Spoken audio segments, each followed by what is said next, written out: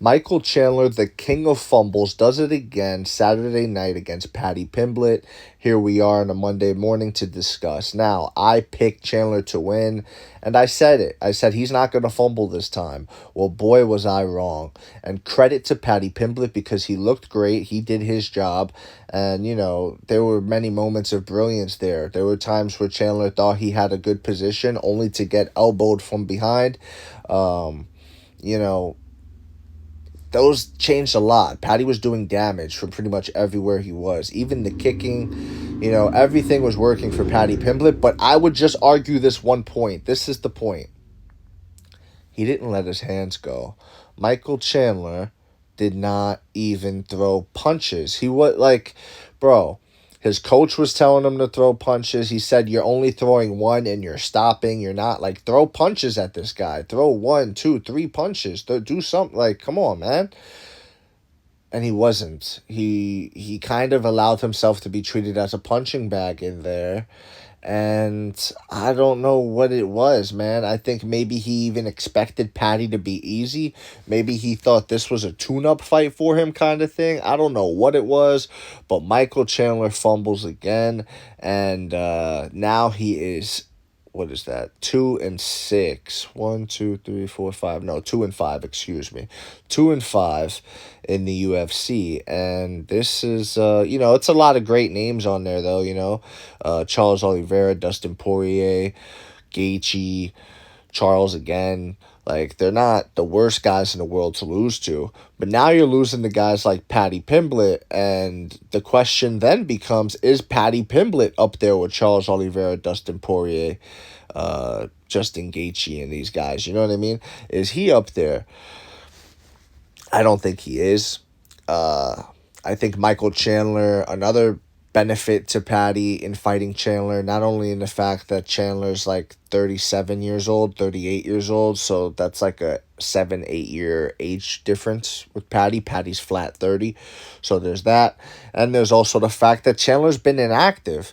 If Chandler didn't sacrifice his career hoping for Conor McGregor to come and save him and give him a payday, if he stayed active and he was actually sharpening his weapons, right? Like, you get dull, bro. Like, I don't care how often you're in the gym. I don't care. If you are not out there competing and sharpening your weapons and things like that, especially if you're a competitor. If you're an in the gym guy and you're just a hobbyist, or you're a lifelong student, whatever, right? If you're a martial artist in that sense, okay. But if you're a fighter and your job is to go out there and fight in the cage, you have to be doing that. Like, you don't get better by not doing it. And I know there's guys out there like a Dominic Cruz that would say, oh, ring rust doesn't exist. And it's not necessarily about ring rust. It's about like the game passing you by as well.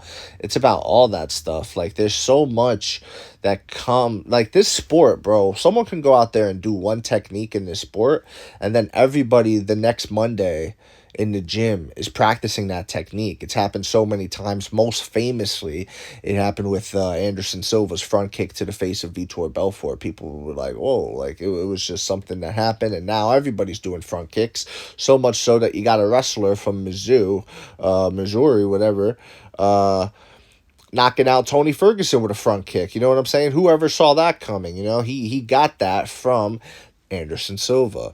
So it's just one of those things. Now, with that said, the inactivity played a part, and just the fact that Chandler just got beat up in there, man. I don't know what it was. I don't know why he didn't let his hands go. It is what it is. But it was very disappointing, especially as someone that thought Chandler was going to win. I don't know what you do with Chandler now. I think he's always going in an exciting fight. He's that kind of fighter. Even when he's getting beat up, like it's not fun to watch, right? But it's at least something's happening. At least you're going, oh, for some reason. It may not be in favor of him, but you're going like that because Patty's whooping his ass, you know what I mean? So you're still getting moments out of him. You could just send him out there to get jobbed out, or you could I don't think you feed this guy any easy fights, bro. Like, I don't think, like, maybe you give him Bobby Green. I think that's a super winnable fight for Michael Chandler. Give him Bobby Green, let him get a win back.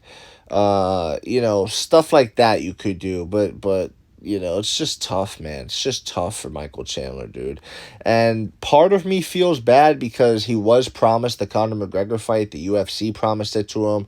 Conor kind of promised it to him with his fingers crossed in a way. So, Chandler should have at least seen that a bit.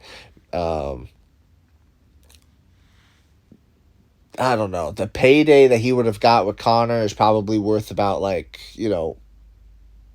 5 or 6 Patty fights. You get what I'm saying? Like, he could have really, I don't know, man. Maybe he should have waited for Conor because look at this now. Look at this. He didn't wait, and now he's got 2 L's. Before, it was just it was just the 3. Now it's 2 more losses, and he's older, and the losses are getting worse. Patty beat him up bad. That was a lot of damage he took. He bloodied him up. He cut his face up, and he put a beating on Michael Chandler. And I really don't know where you go from here. But that's pretty much all I got on Michael Chandler in this one. Let me know what you guys think in the comments section below. What's next for him? Do you think he should fight Pitbull again? You think you bring Pitbull up to lightweight and you have them go at it? You revive a Bellator rivalry or something? I don't know, because then I feel like you risk killing one of them off. I don't know what you do. But not great. I was not impressed, and it left a lot to be desired. Again, whether you agree or disagree, it doesn't matter. Just join the discussion, follow for more, and of course, leave a like if you enjoyed the time spent. Thank you. You are all appreciated.